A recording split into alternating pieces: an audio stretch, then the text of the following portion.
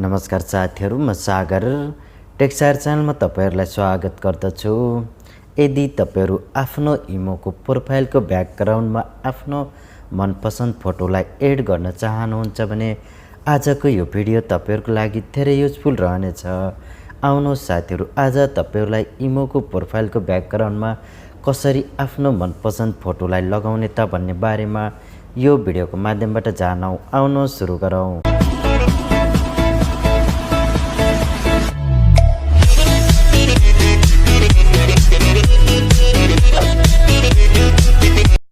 इमोको प्रोफाइलको ब्याकग्राउन्डमा आफ्नो मनपसन्द photo add गर्नका लागि तपाईहरु आफ्नो इमोको होम पेजमा आउनुहोस् र तपाईहरुले तल दिएको थ्री डटमा क्लिक गर्नुहोस्। क्लिक गरिसकेपछि तपाईलाई यस्तो देखाइनेछ र माथि दिएको आफ्नो नाममा क्लिक गर्नुहोस्। यहाँनिर क्लिक गरिसकेपछि तपाईले फेरि पुनः माथि दिएको एउटा यो कलमको आइकनमा क्लिक गर्नुहोस् र यहाँनिर तपाईले देख्न सक्नुहुन्छ तपाईलाई आफ्नो प्रोफाइल एडिट देख्न सक्नुहुन्छ। र अब तपाईले आफ्नो ब्याकग्राउन्डमा आफ्नो मनपसन्द फोटो एड गर्नका लागि तल दिएको ब्याकग्राउन्डमा क्लिक गर्नुहोस्। यहाँनिर क्लिक गरिसकेपछि तपाईलाई यस्तो देखाइन्छ। त्यहाँनिर तपाईले आफ्नो मनपसन्द कलरहरु पनि सेलेक्ट गर्न सक्नुहुन्छ। जुन कलर तपाईले आफ्नो मनपसन्द तरिकाले यिनी कलरहरुलाई पनि सेट गर्न सक्नुहुनेछ। यसको अलावा तपाईले आफ्नो मनपसन्द फोटो एड गर्नका लागि यहाँनिर दिएको प्लस आइकनमा क्लिक गर्नुहोस् र अब तपाईले माथि दिएको थ्री डटमा क्लिक गर्नुहोस् र पुनः आफ्नो ग्यालेरीमा जानुहोस्।